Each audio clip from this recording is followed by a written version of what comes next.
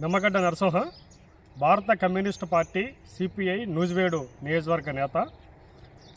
ఈ నెల 26వ తారీఖున మహాశివరాత్రి జరగబోతా ఉన్నది. నూజివేడు నియోజకవర్గంలో ఉన్న ముస్నూరు మండలం బలివే గ్రామంలో దక్షిణ కాశీగా పేరొందిన శివాలయము చాలా ప్రసిద్ధి చెందినది. ఆ నేపథ్యంలో నూజివేడు నుంచి ఏలూరు వయా ముస్నూరు వెళ్ళే రోడ్డు చాలా అధ్వానంగా ఉంది. గత వైఎస్ఆర్సీపీ ప్రభుత్వంలో కానీ ఇప్పుడు కూటమి ప్రభుత్వంలో కానీ ఆ రోడ్డుకి మరమ్మతులు చేసే పరిస్థితి లేకుండా పోతూ ఉంది. ఈ 5.5 సంవత్సరాల పైగా ఆ రోడ్డు అధ్వానంగా ఉండటం వల్ల అనేక ప్రమాదాలు జరిగే పరిస్థితి కూడా కనిపిస్తూ ఉంది. ఈ కాలంలో చూసుకుంటే అనేక ప్రమాదాలు జరిగినాయి. కానీ ఈ ప్రభుత్వం వచ్చిన తర్వాత సంక్రాంతి నాటికి ఈ రోడ్డులు మొత్తం పూడుస్తామని చెప్పని ఉప ముఖ్యమంత్రి పవన్ కళ్యాణ్ గారు హామీ ఇచ్చున్నారు.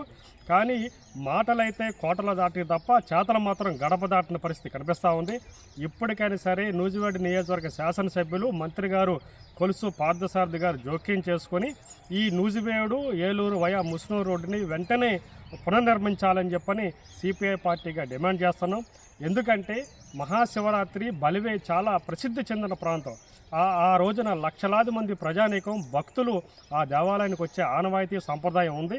దీంతో పాటు గుడి చుట్టుపక్కల ఉన్న పరిశుద్ధి శుభ్రంగా ఉంచాలని చెప్పని అంటురోగాలు రాకుండా అట్లాగే జీవాలకు వచ్చే సాంప్రదాయం కూడా ఉంది కాబట్టి, మరోపక్క అన్నదానం జరిగే సాంప్రదాయం ఉంది కాబట్టి ఈ జీవాలకు వచ్చేది అన్నదానం జరిగేది కొంచెం డిస్టెన్స్ మెయింటైన్ చేసి భక్తుల యొక్క సౌకర్యాన్ని భంగం కలిగించకుండా దేవాదాయ శాఖ అధికారులు అట్లాగే రెవెన్యూ అధికారులు చొరవ తీసుకోవాలని చెప్పని భారత కమ్యూనిస్ట్ పార్టీ సిపిఐ ప్రభుత్వానికి విజ్ఞప్తి చేస్తున్నది.